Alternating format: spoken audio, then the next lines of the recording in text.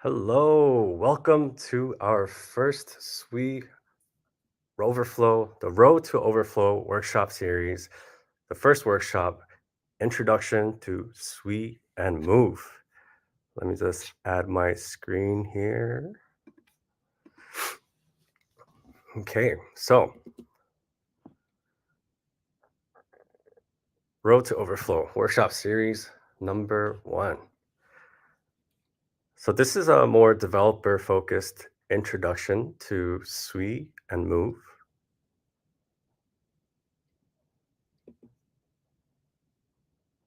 I'm just going to check if you guys can see me.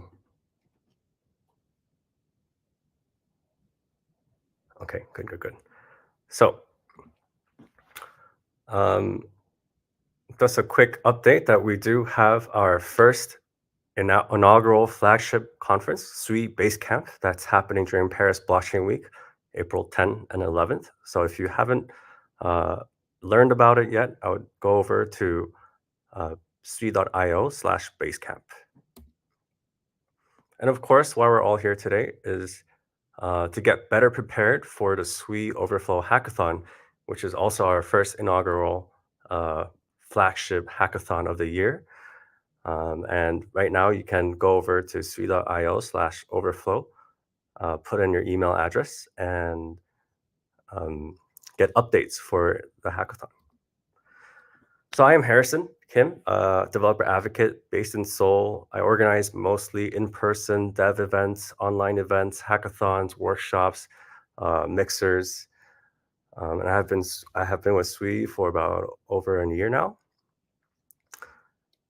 Some people say that I look like this guy when I was younger, when I had more hair, and now when I have less hair, some people say I look like him in the recent TV series Beef. And over to you guys who have signed up for today's workshop. We have people from all over the world joining us, India, Nigeria, US, Germany, Australia, Korea, Malaysia, Canada, Israel, France, Vietnam, Brazil, and so many more countries that didn't really fit on this chart. I remember seeing Brazil, Hungary, Latvia, so really appreciate all of you for signing up and tuning in. I think we also have a very even split between students, people who are non-technical but working in Web3 or in Web2. Also, a pretty even split between Web2 developers and Web3 developers. And now it's my great honor to introduce our instructor for today, Adam Welc, staff engineer of Mysten Labs, who has so graciously be able to host this workshop while he's on his PTO. So it's my great honor to introduce Adam. Let me invite him on stage now. All right. So welcome, Adam. Let me just make sure your screen is coming on. All right. I'm going to remove myself now. Take it away. All right. Welcome, everybody. I'm really honored and humbled that so many people decided to join in today and from so many different places and with so many different backgrounds. I hope you'll enjoy it. This is the first talk in this workshop series. It's going to be a fairly high-level introduction to the Sui blockchain and to the Move programming language, the smart contract programming language. So hopefully, people with technical, non-technical, Web2 and Web3 background will find it educational and interesting. As Harrison said, my name is Adam. I've been actually at Mysten Labs for over 2 years now. I'm a staff engineer over there, and I mostly work on the Move language, but everybody in the company is familiar with essentially the entire platform. So I'm hoping to do justice also to things that I'm not directly working on. All right, well, let's take it away. Let me move to my slide deck tab. So let's start with answering a rather simple question, hopefully. What are Sui and Move, the things I'm going to talk about today? Well, Sui is a new L1 blockchain. We launched in May. So it's really relatively new, but it's live and never went down actually so far, which is, we think, quite a bit of an accomplishment actually. It has been built from scratch for scalability and high throughput. Some more traditional blockchains, while great at other things, are not necessarily that scalable or provide that high of a throughputs, and we decided that it's time to fix that. And Mysten Labs, where I work, is actually one of the contributors to the platform, which is open source. Move, on the other hand, is a new smart contract language, programming language, that is used to program both Sui and some other blockchains. We have our own flavor of this language, which has been developed at Mysten Labs. I will talk obviously more about it, but for those of you that may be familiar with the Rust language, Move has somewhat syntax that's somewhat similar to Rust, so it would be familiar for people that actually wrote some Rust code. And we don't take the full credit for developing that language because it was originally developed at Meta. But a lot of people that actually worked on this language at Meta are now working at Mysten Labs on the same platform. So that quick introduction now behind us. This is the agenda. I will first try to motivate a little bit development of Sui and Move and tell you, why we thought that it's a good idea to start developing those. I will talk a little bit about managing assets, how it worked in the past and how it works on our platform and with our language. And I'll talk a little bit about how Sui and Move kind of work together in a synergistic way and kind of help one another to accomplish things. More on this later. And finally, I will give a bit more information about the Move language and how it helps programmers write better and safer code. So let's start with why Sui and Move.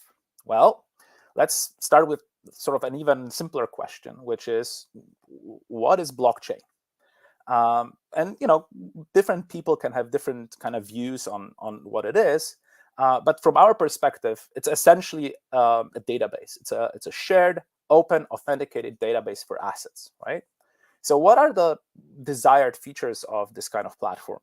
Well, ideally, it should be reliable, it should be fast, and it should be cheap. And one could ask a question, aren't all blockchains like that already? Well, obviously, people can have different answers to that question. We have our own. You may have your own. But this is kind of ours, right? This is how yesterday's blockchains kind of look like.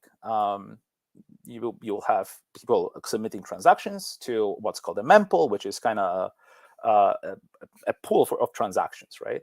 And all these transactions would then go through consensus. They would have to be ordered and then sequentially executed in the order chosen by the consensus. And only after all these steps, the state of the database, as blockchain is a form of a database, as I mentioned, would be updated. Notice that all of these steps happen sequentially. And the reason for it is that essentially, before executing, you have to choose the order of transactions, right? So parallelization is really difficult in this context.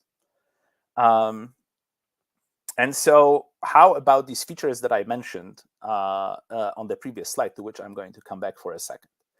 Are the yesterday's blockchains reliable?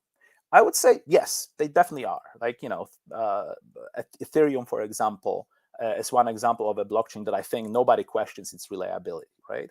How about speed? Well, sequential processing only can get you as far. So I would say that there is definitely work in that department that some blockchains, including ours, could do to speed things up. And well, are they cheap? Also, it's kind of the question. The question is simple, but the answer is loaded. And sometimes, people may consider the pricing of the traditional blockchains acceptable, and sometimes not. And specifically, the prices start to go up and started becoming more difficult to swallow when there's a lot of contention on how many transactions are being sort of put into the system at the same time. So this is another part of the blockchain technology that we thought needed improvement. Well, let's ask the same question, or a similar analogous question that we asked about blockchains. Let's ask the same question about smart contract languages. Well, what are they, right? I mean, obviously they are programming languages, but they have a specific purpose or a specific focus, which is asset management, right? So because of that, they should be good, those languages, they should be good at managing assets. So programming those assets should be simple and intuitive. The resulting programs should be safe and robust because there's a lot of money flowing through these platforms. And again, the same question as before, like obviously there are many popular, maybe many smart contract languages, some of them very popular, but aren't they all like this? Well, again, our take on this is that there are certain aspects at which traditional smart contract programming languages are good at, and some where maybe they're less so. Programming simplicity, they probably got it pretty right. There's a lot of programmers, for example, writing smart contracts in Solidity, and I think people praise the environment, the tooling. So I think this particular aspect of traditional smart contract programming language is done right. But are they really that great at asset management? And obviously, you can manage assets in those because there exist smart contract languages on all these traditional platforms. But is it really like the best in class, the most convenient way to do it?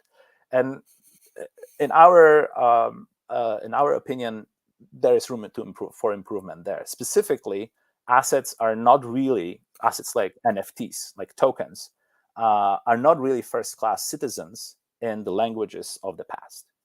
And another aspect that we think that improvement should be made is safety.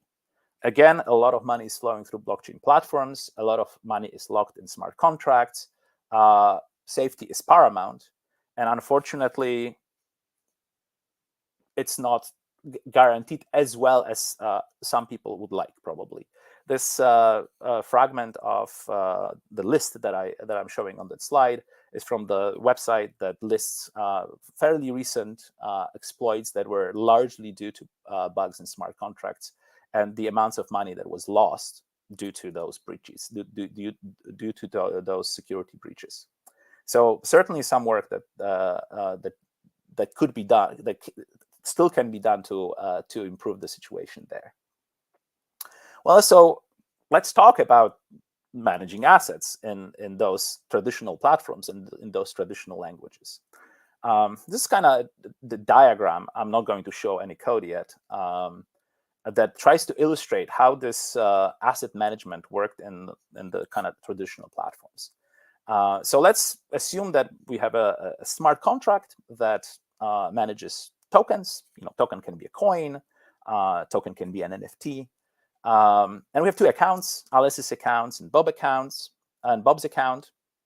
And we want to do some operations on tokens, right? Obviously, in the sort of traditional settings, the smart contract kind of contains all the information about the tokens or the ownership of the tokens, as well as the code that is used to manage interactions with those tokens. Okay, so in this case, the smart contract has a map that maps account or account identification, a public key, to the balance of this account.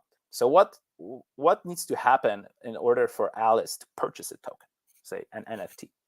Well, it will invoke some code in the smart contract that will attempt to change the value of the map that is maintained in the smart contract itself, right? So Alice wants to purchase one token, and once this transaction is processed and once this transaction is settled in the blockchain, the map will reflect that.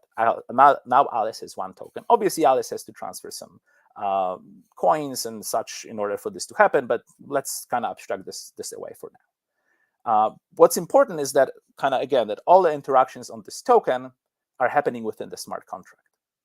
So what happens if Alice wants to transfer the token? Well, to Bob.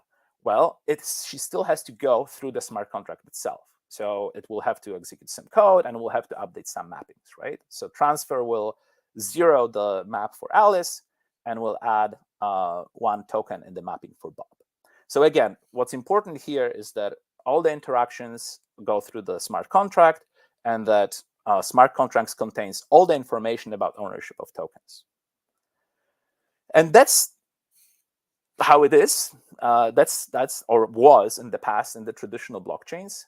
But this is arguably not ideal, because if you think about it in a certain way, Alice and Bob, they don't really own anything, right? Everything is owned by the smart contract. Everything is stored in the smart contract. Alice cannot control access to supposedly her own tokens or assets in general without going through the smart contract. This is not how it works in the real world either, right? I mean, if you take money out of the bank, you don't have to go through this bank to always interact, like do something with the money, right? You can just give it to somebody else. But in this scenario, you can't, right? So you cannot lend, store, or have other contracts use those assets, again, without the smart contract that manages those assets being involved. And what's even more important, this is not super secure in the sense that Alice and Bob may not interact with the smart contract at all. The smart contract can be breached without breaching Alice's and Bob's accounts, and yet they may lose assets. They may lose, essentially, they may lose money. Because somebody compromising the smart contract can just zero Bob's account or add whatever number of tokens to Alice's account. Obviously, that would be good for Alice. So maybe if Alice was the hacker or whatever. But this is not great because their accounts are secure, but their money is gone. And as I was actually writing that slide, that's the same day, literally, this what's popped up on Twitter, that there was a breach and the money was lost due to compromising a smart contract. So again, people were not interacting with it. Their accounts were secure, their private keys were secure, and yet money was lost. So this is not ideal. At least we think it's not ideal. So how we do it? What's Sui Move's take on managing assets? Well, obviously, we'll have a similar scenario. We have accounts. We have a smart contract. It's, after all, a blockchain platform. And we'll try to do similar operations, right? So we'll try to purchase. Well, smart contracts are there for a reason, right? So some smart contracts will offer some types of NFTs, some others will offer different types of NFTs. So purchasing actually obviously has to go through a smart contract.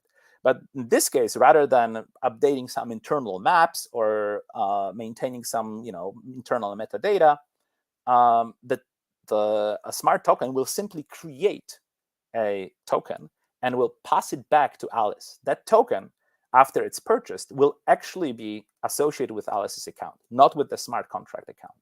So Alice will actually own the asset. It's obviously still virtual, within the blockchain and all that, but it's a much stronger form of ownership. What's more important is that Alice owning that asset right now doesn't have to go through the smart contract anymore when she wants to hand in, transfer, sell, or whatever, that asset to Bob. Like the smart contract is completely bypassed, right? So transfer token will just mean that the ownership will change between Alice's and Bob's account. And again, that's really pretty good because even if the smart contract is somehow compromised and after Alice purchased the token for herself, it will have no impact whatsoever on the security of Alice's and Bob's assets. Perhaps this is a good time to actually see if there are any questions. I think Harrison is monitoring the chat. So if there are none at this point, please put them in. I will definitely leave time at the end of this presentation for questions. I will also try to pause after each section to ask if somebody came up with any questions. I'm going to count to 3 and see if something pops up. 1, 2, 3. All right, I guess there are no questions, so let's move on with Sui and Move synergies. So how do Sui and Move do things under the hood? Well, our asset representation, or what we use to represent assets, is called objects, both on the blockchain platform and in the programming language itself. And again, as opposed to more traditional languages, smart contract languages and platforms, this is a first-class citizen of both the blockchain platform itself and the language as well. On the Sui side, the way it works is that basically storage, as it's, again, blockchain is a form of a database, is a mapping from unique IDs to objects, to object data. Object data is just a binary blob of data from the point of view of the Sui platform. And as I tried to explain on the diagrams before, an object can be owned by an account, which represents a user. So Alice, will have a unique account ID, or the private key, and it will the object can be associated with that account, and this is kind of the form of ownership on the platform. On the Move side, I will tell you a little bit more about the language itself shortly, but as many other programming languages, Move language has the notion of struct, and an object is represented as just a particular type of struct. What distinguishes this struct from other structs is the first field, which is this unique object ID, which is exposed to the programmer. Then balance is obviously just another field that contains metadata that's specific to this object, which in this case is coin. And it also has this ability, we call them abilities, which is indicated by the has key keywords in on the right-hand side and the little piece of code that we have there. That ability basically means that this particular struct can be stored in the blockchain, in the database. And both of these are mandatory. So both the key ability and the first ID of this specific type, which is defined in the Sui standard library, those are mandatory fields for all objects. Other fields obviously are optional. The way that both the platform and the language think about objects is that they can have different states. Okay, so object can be owned. So as again in the original example, when the token was transferred from the smart contract to Alice, and Alice owned this token, that's the first state of the object. So it's assigned to an individual account, an individual user. We can also have shared objects.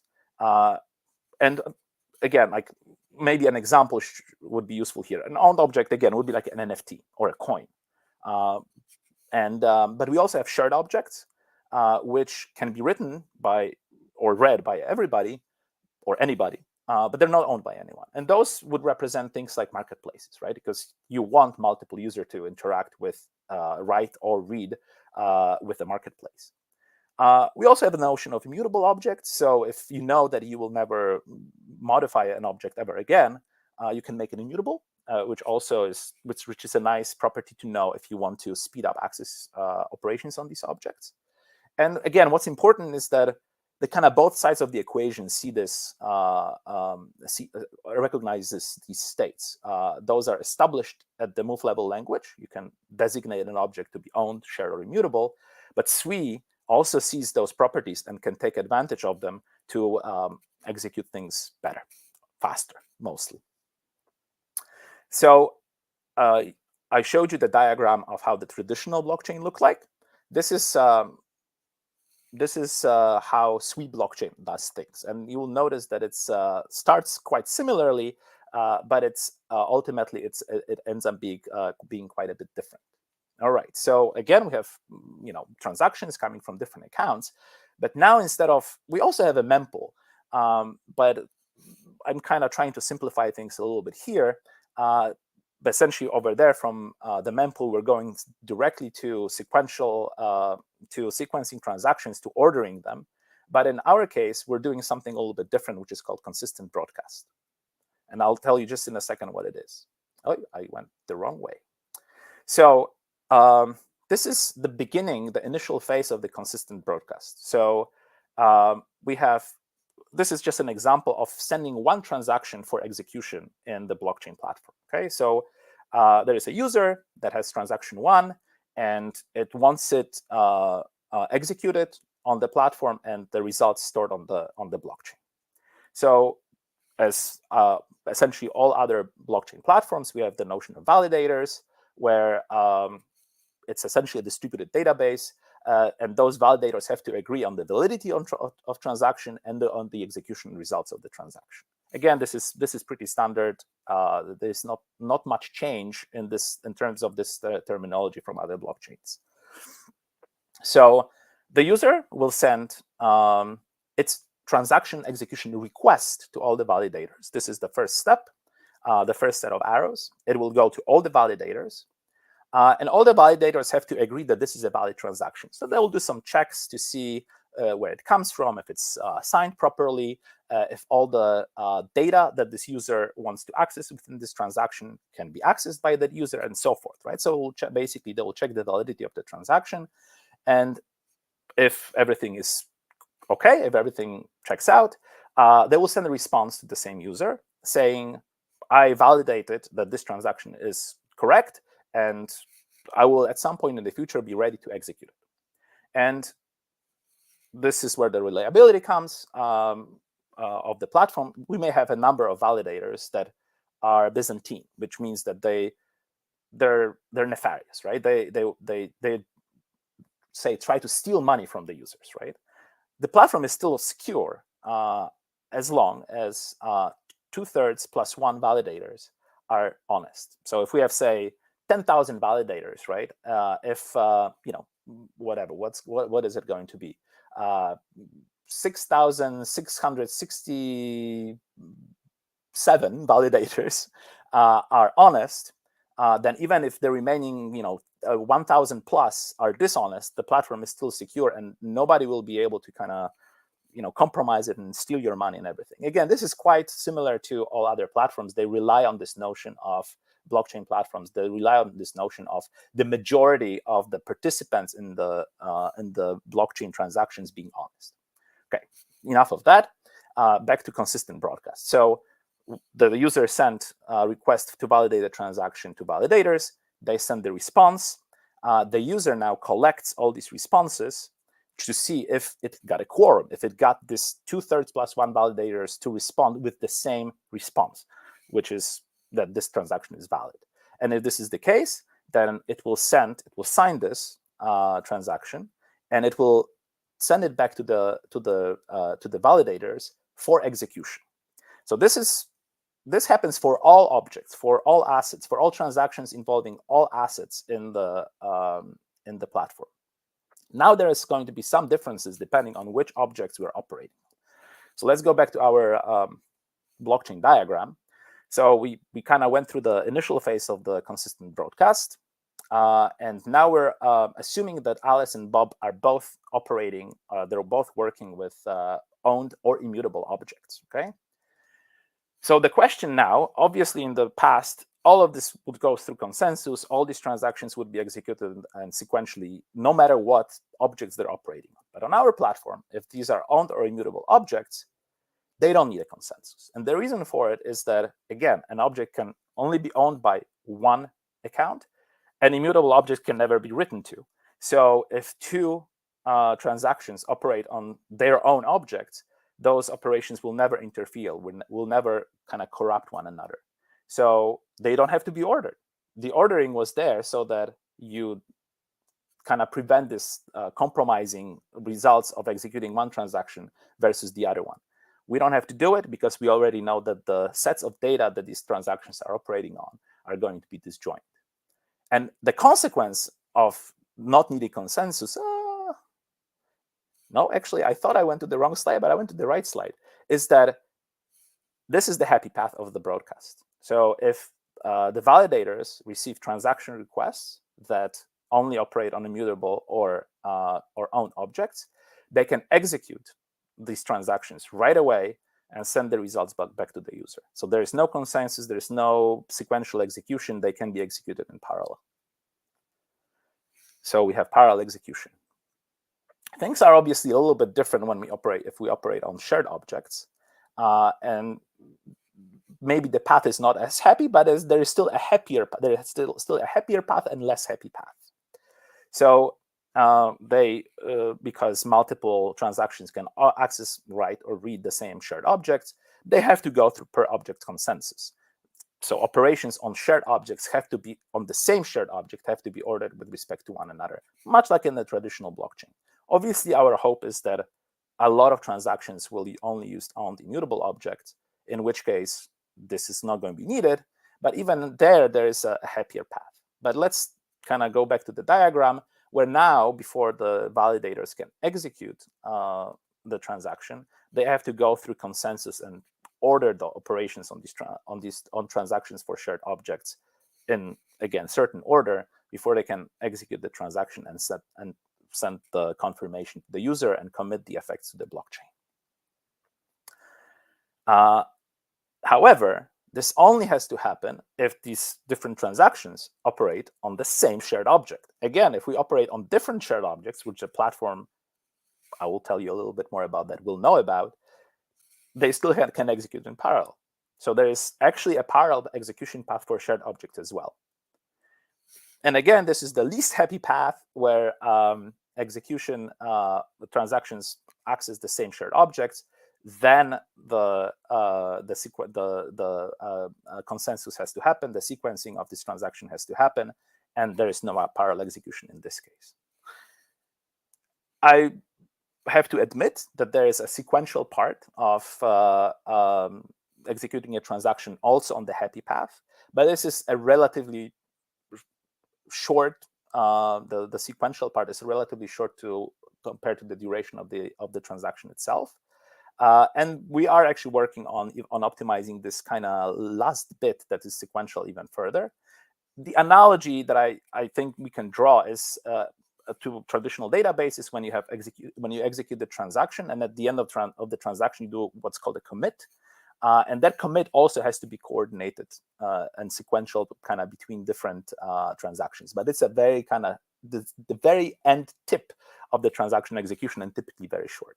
But nevertheless, there is a sequential part there as well. Now, the question is, how does the platform know, right? I mean, how does Sui know that it operates on owned objects, immutable object, or shared objects? Well, this is kind of where that synergizes with the language, because when you write code in Move, you are very explicit about what kind of data transactions are operating on and how. So what you see on this slide is a function with a kind of the body of a function omitted, but a function that's like an entry point to the platform. So this would be like the thing that's executed to start a transaction on Sui. If you use, obviously, there are primitive operations you can execute on Sui as well, like transferring coins, for example. But if you want Move code to execute on a impart effects on the platform, you would need like this entry point function that you would execute to start the transaction on the platform. And again, the syntax may be familiar. It's somewhat familiar to Rust. What's important here is that we have some objects being passed to the transaction. And even by looking at the signature of this function, we kind of know what state this object is in and what the transaction will do with that object. So the first argument is an object that's passed by value. And the only object that can be passed by value is an owned object. So if you have a function that takes an object passed by value, you as a programmer know that this is an owned object, and you will also, the platform itself will know by inspecting the signature that this is an owned object. There is also metadata that determines of what kind of, whether object is shared or mutable or owned. But this is also, again, you can read it from the function signature. The second way to pass objects to a transaction, and then again, the language and the platform guarantee that the behavior is by read-only reference. This is the second object, O2. You know, as a programmer, and the platform can rely on this object being only read within the transaction. It will never be written. And well, the third one is kind of the most flexible one. You actually can mutate the content of the objects within the transaction, modify it. But at the same time, it's different from passing by value in that this object will never be taken away from you. If you pass an object by value, you are risking that somebody will the transaction will transfer it to somebody else. If you pass it by immutable reference, this will never happen. This object can be changed, but it will never be taken away from you. And you will see again a few examples of that, what this really means in the slide or two. So not only by kind of designating these different types of object accesses, we inform the platform of what is happening with these objects. It's also like, again, it's like a bit of a synergy there.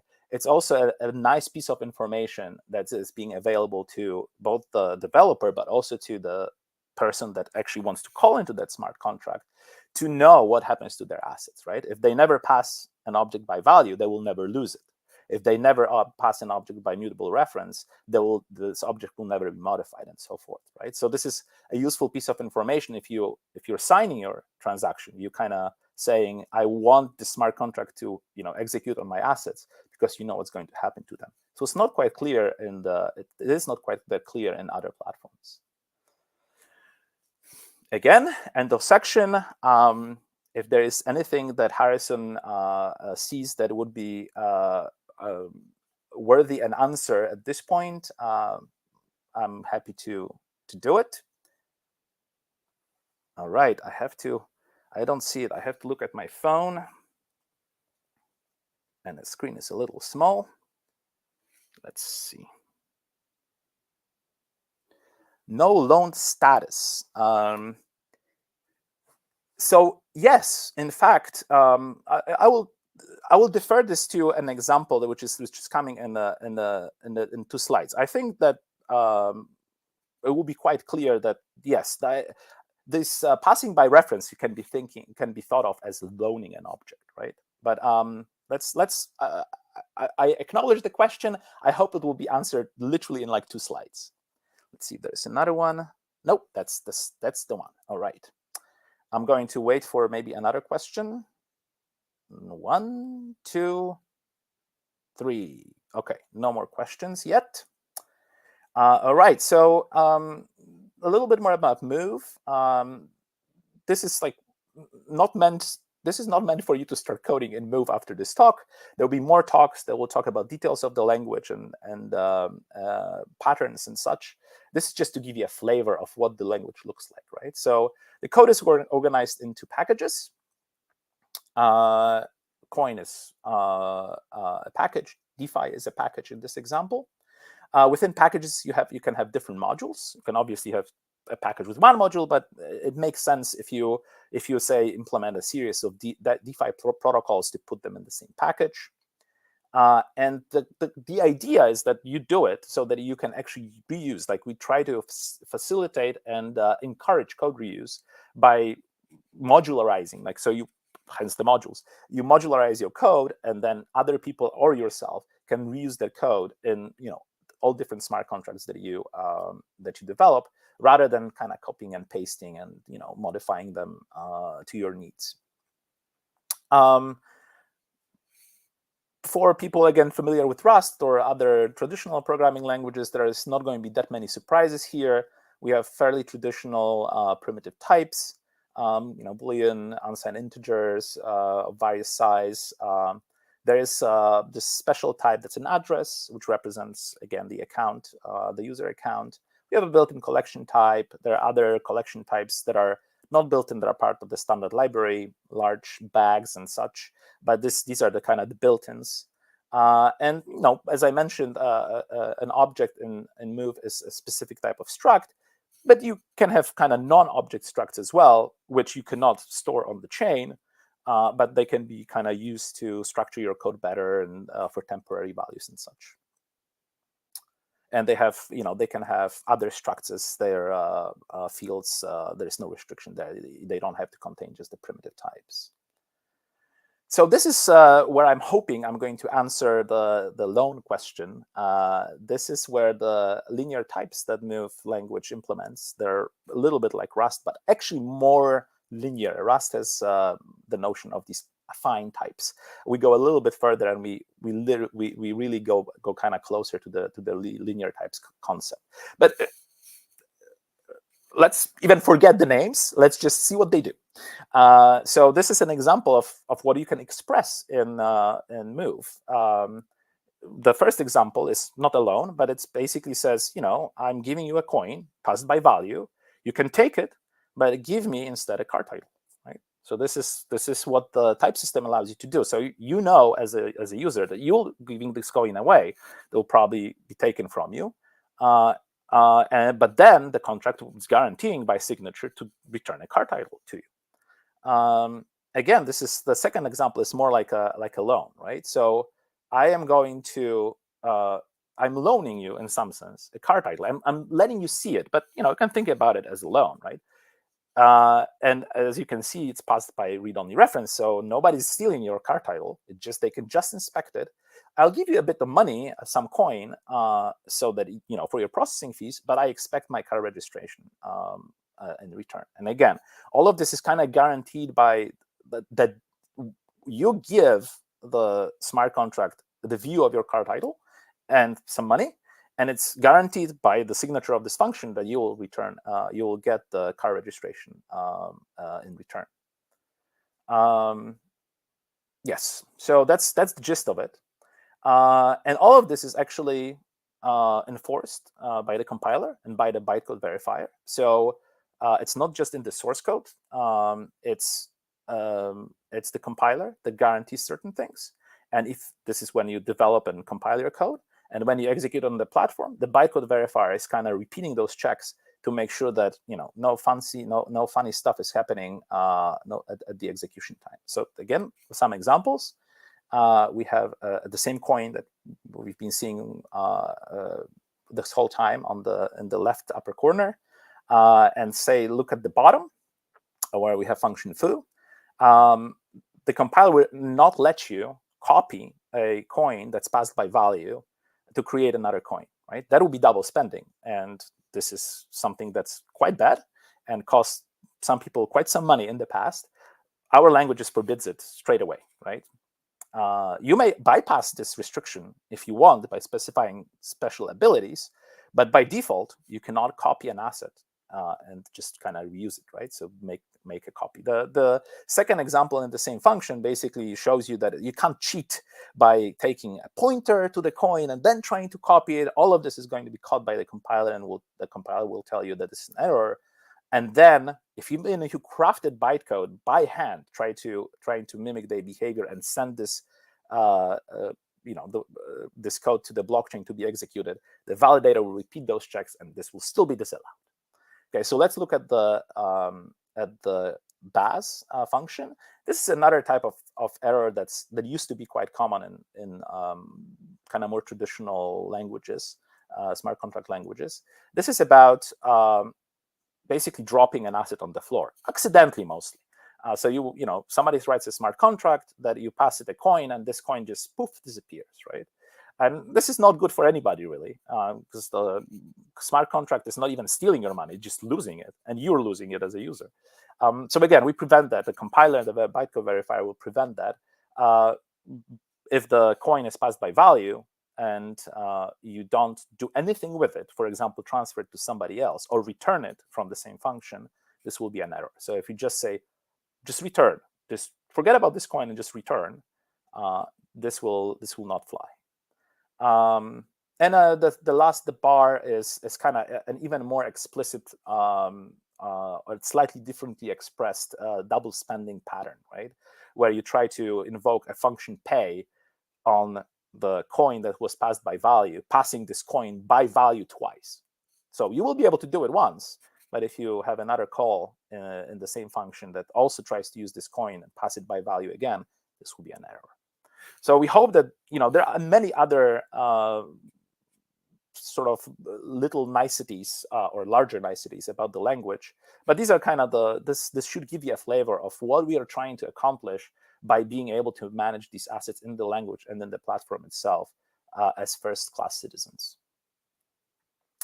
So I'm basically at the end here. Just wanted to kind of leave you with a summary of what we talked about today. Sui is the new, fast, cheap, and reliable L1 blockchain. And Move is the smart contract language that was created before Sui was incepted, but has been co-designed since with the Sui platform. and it's quite we hope at least it's quite good for asset management in terms of safety and convenience. And I hope I managed to also emphasize some of the synergies between Sui and Move. How they can kind of play off of one another and take advantage of each other properties. And hopefully to kind of put together a great system for people to program and to use. With that, I would like to thank everybody for listening. I'm open to questions. Hopefully Harrison will come back at some point to facilitate this and maybe do some closing remarks. But with that, I am done. Thank you so much. All right. Thank you so much, Adam. Do we have any questions? Any new questions? You can start posting in the chat box.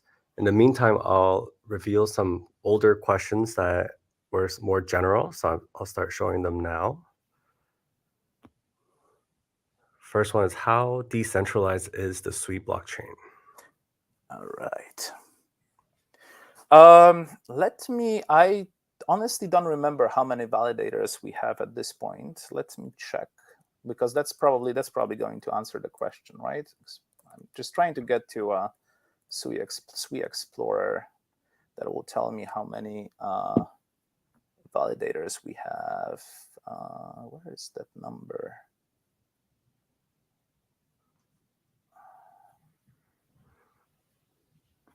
I think we have, yes, I can see. We have, at this point, if you go to Sui Explorer, which is suiexplorer.com, you will see that we have 104 validators and 444 full nodes all over the world. But again, remember, we are a relatively young platform, and this may just as well change in the future. Okay, next question is from Joseph. How do we learn this Move smart contract syntax? I'm learning through Solidity.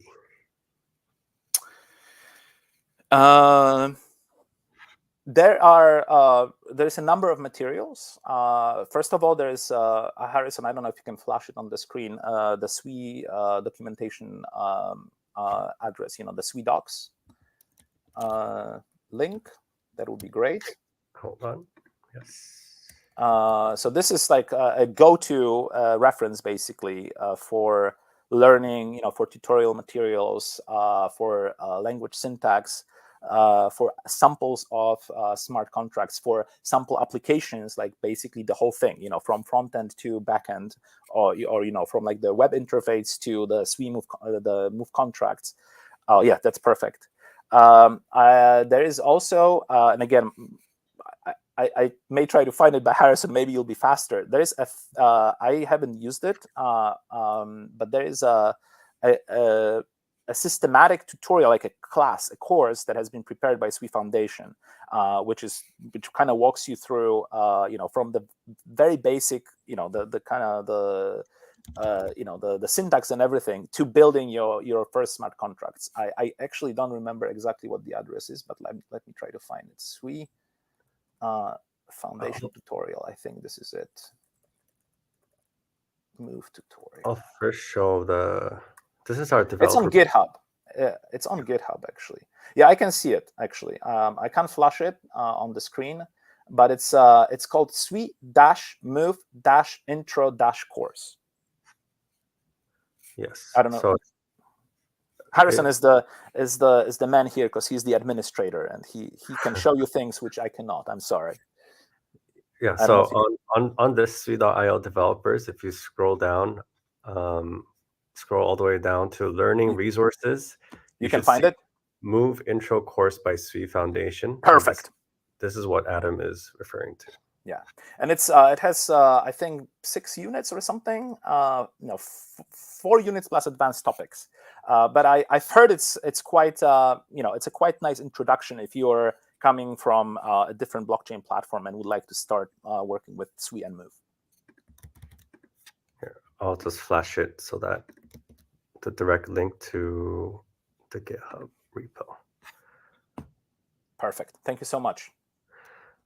Next question is from Mark. Is developing smart contracts only possible with Sui, or is there any plans to support other programming languages? So just to clarify, Sui is the blockchain platform. The language itself is Move. So I'm assuming the question is whether we can develop smart contracts on Sui with different languages than Move, and whether there are plans to support those languages in the future. As far as I'm aware, no. This is something that we feel pretty strongly about. Again, there are certain synergies between the language and the platform. Also, the language itself is designed, or it's both designed and implemented such that it's difficult to layer another language on top of the same virtual machine, which is the the machinery that executes the Move code on the platform. The only way I can envision this would be to have another language that would compile into the same bytecode that Move VM understands, so the Move bytecode. But that bytecode is actually quite close to the language. So for those of you coming from Web 2 and say you are maybe Java programmers, right? There's a Java virtual machine, and of course Java language works on top of the Java virtual machine. But there's a host of other languages that compile to Java bytecode, which is really what the virtual machine executes, right? So obviously something like that would be possible here. And when people developed Java, and originally, I don't think they envisioned other languages being compiled to the same bytecode format, as we do not for Move. But again, this could be possible. But as far at least as Mysten Labs is concerned, there are no current plans to support other languages. Great, thank you. Next, we have a question from Josh. How would you explain any important or unimportant concept to understand when moving from a Solidity background? It's a good point. I think that I try to reflect this at the beginning of my talk. I think the main difficulty or the main departure in terms of programming model is this notion of contracts in Move or in Sui, smart contracts, let's say in Move, right? But again, they're combined. I mean, they're connected somehow, right? They're stateless, right? So there's no data that is associated with a smart contract. This is just code.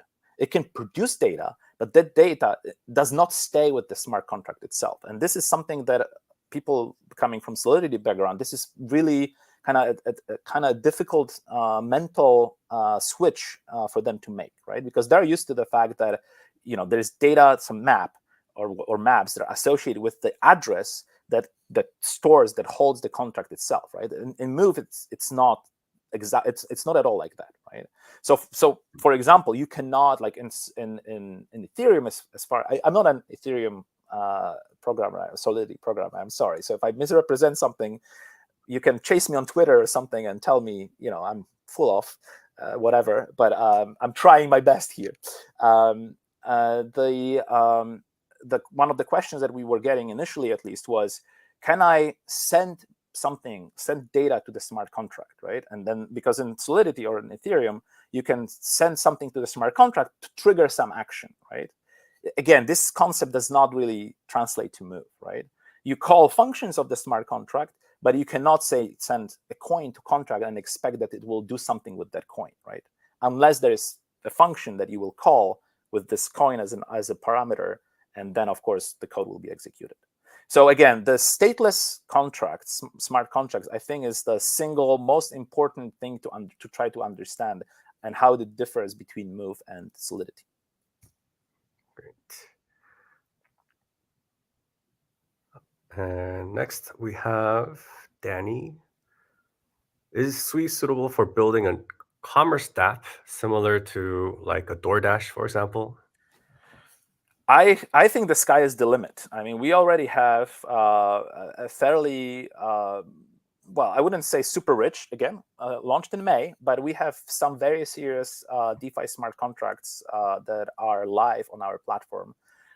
There is definitely like a one marketplace that's I forgot the names, to be honest, but there are two. One is a lending protocol, and I think the other one is marketplace. They both have like $100 million TVL at this point.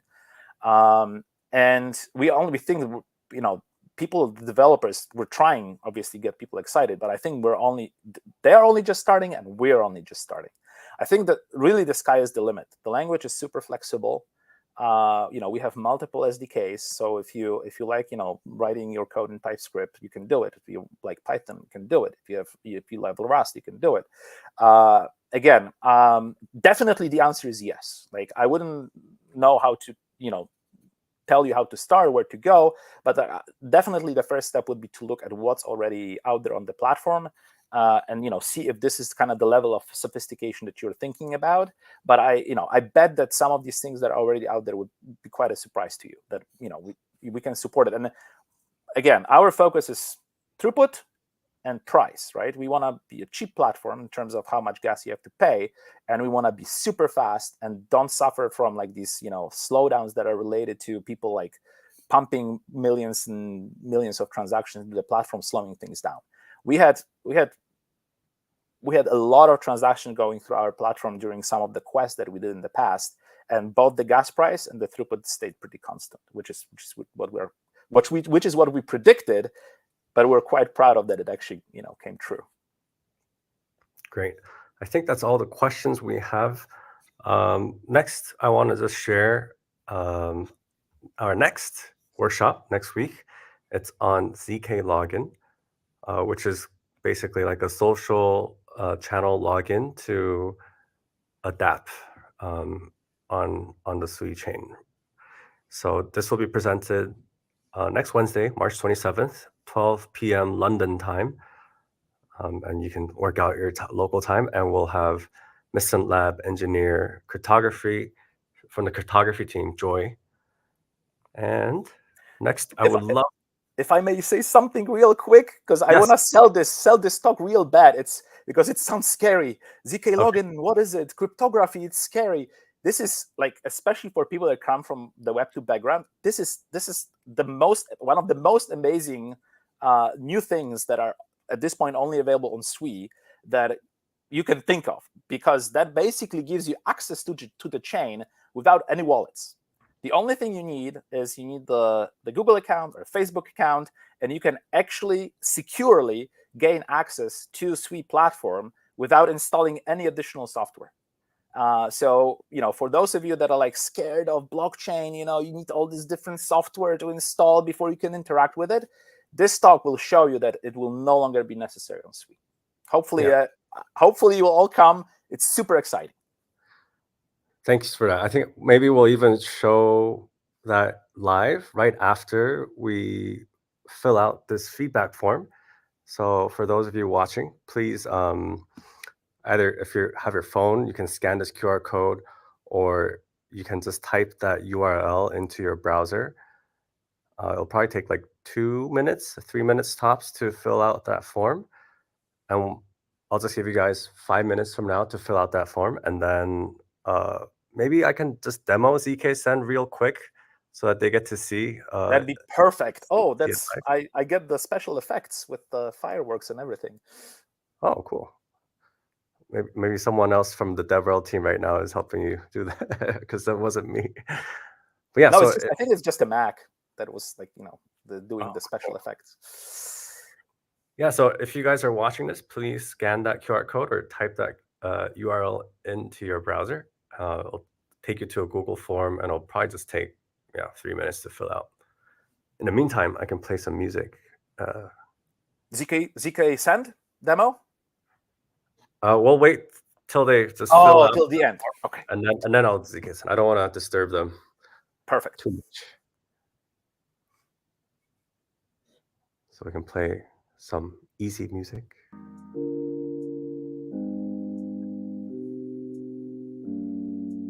4 more minutes.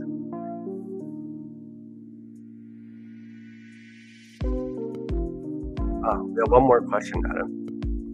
I'm ready. It's from Danny. He asked, can you explain how events work for Sui Move? So yeah, we definitely have notion of events. They are, as far as I understand, they are handled sort of outside of the chain. So they are generated when transactions execute. They are part of the transaction effects, but they're not stored on chain. So there is like an indexer, like an external service that's like Explorer, for example, that helps you kind of track those and react to those, right? But if I remember correctly, the events themselves, there is essentially a move function that you can call within your smart contract that will generate an event. And I think some of them are generated by default by certain actions on the chain. But as far as I understand, they need to be tracked kind of separately. Thank you. Okay, we have one last question. But before you answer this, I don't think anyone's filling out the feedback form, in which case, I don't know if I want to show the ZK-Send live, but come on, guys. Please, at least some of you fill out the form so he can show it. Okay, can you compare Aptos and Sui Move a bit? I can try. They represent different philosophies to developing smart contracts. Obviously, the origin of the language is the same. Both Aptos and Mysten Labs have people that originally worked on Move at Meta.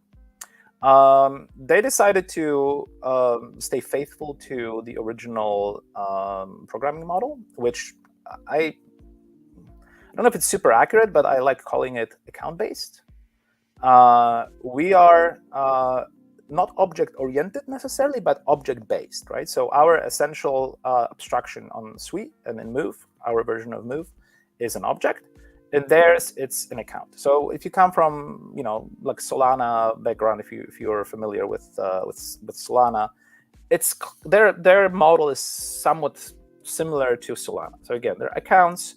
If you are executing a transaction, for them to be able to retrieve the data, they have to have a set of accounts or an account.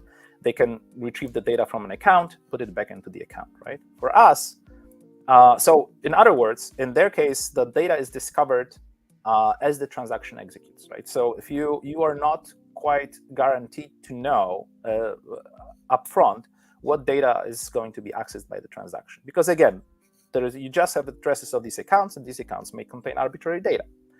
This is again a different philosophy compared to what Move does on Sui. In our case, you specify all the data and assert the rights to access the data. So you have to own this data, or they have to be shared data before the transaction executes. Okay, and some people think that one of these programming models is more flexible than the other, or more convenient to program with than the other, and it's tough to argue, right? I mean, it's just, again, as I say, these are different philosophies. But it also has kind of the consequences are on the execution engine itself, right? Because we know about all the data that will be accessed by the transaction. We can very effectively parallelize those transactions, and we can provide these kind of nice visual almost cues to the users to tell them which data is accessed and how, right? Read only, write only, writable, readable by value, and so forth. On the other hand, Aptos is also doing parallel execution, but because they don't know what data is going to be accessed, they have to do it speculatively. So they have this technology called block STM, which they say it works well, and I have no reason to say otherwise. But they have to speculate, right? They basically say, we assume that these two transactions will access different accounts or different data from these accounts or whatever, and we'll execute them in parallel. If we're wrong, we'll have to re-execute. But if we're right, then everything is good, right? So again, different programming models that kind of inform different decisions on the runtime, which result in different trade-offs. That's kind of the best summary I can give you, or the comparison. Great, thanks. And then we have one more like a statement rather than a question from Andy. He said, it feels that regarding concepts, it's simpler to make a switch from Solana to Sui than it is from Ethereum. I agree. This is a very well formulated statement, and I don't think I have much to add here. But yes, thank you for that observation. I agree. again, I don't want to sound super incompetent, but I'm also not a Solana developer. But this is also my impression. Great. And we have a nice comment from, I'm guessing this person from Japan. Thank you for this special opportunity.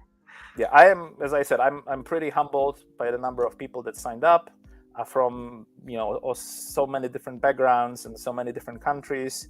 It was a pleasure. I hope you enjoyed it and got something out of it. And I welcome you wholeheartedly to all the other workshops in this series. All right. So we have 4 responses, but I'll just demo it right now. ZK login. This is a dApp that our engineers at Mysten Labs made.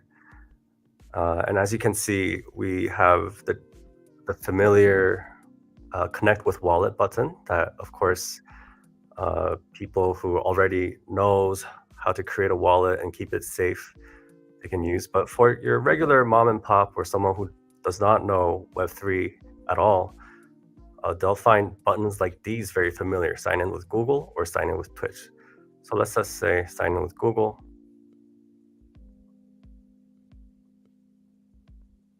And you can see that right now I have only 13 Sui in here. Let's just say I'm gonna send 1 Sui. I just create a link. But before I create a link, I can also say that if I know the person who's receiving is someone who is well-versed in Web3, I can send them to their traditional wallet address, send to address here, and then put in their wallet address. I think you may want to drop the comment. Oh, perfect, because not the whole thing was visible. Oh, perfect. Let me remove the comment. Oh, it's already gone. Oh, okay, great. So let's just say Sui, 1 Sui, create link.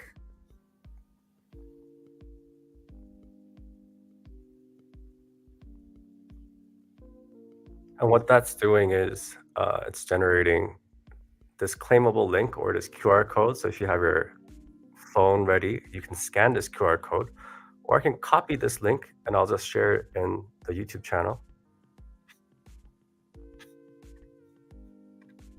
Like so.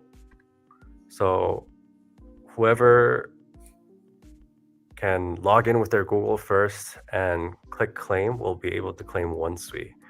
When you have done so, can you just comment in the YouTube channel so that we know that you got it? And I'll also refresh this just to make sure.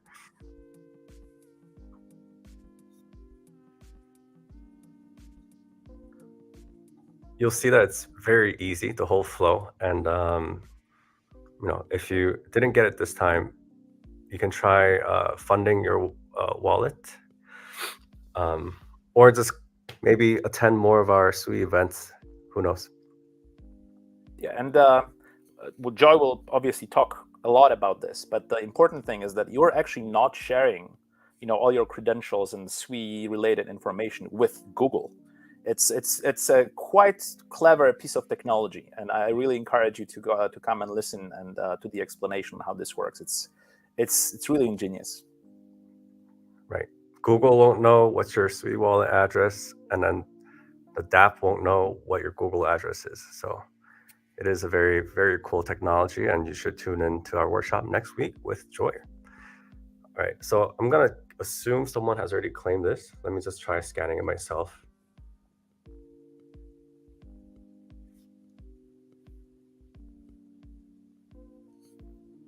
Yeah, so the fund has already been claimed. If I refresh this, yeah, funds have been claimed. Okay, and I'm sure those who didn't claim it, but you've gone through the process, it was easy to log in. So anyways, please be sure to tune into our workshop next week with Joy. And don't forget, if you haven't registered for the Sui Overflow Hackathon, you can go over to sui.io/overflow. And our inaugural flagship conference, Sui Basecamp, is happening during Paris Blockchain Week. Our Basecamp is happening April 10th and 11th. So you can also register at sui.io/basecamp. All right, so thank you very much, Adam, and thank you, all of you, for tuning in today, and hopefully see you next week. Thank you, Harrison. Thank you, everybody. Thank Take you all. care.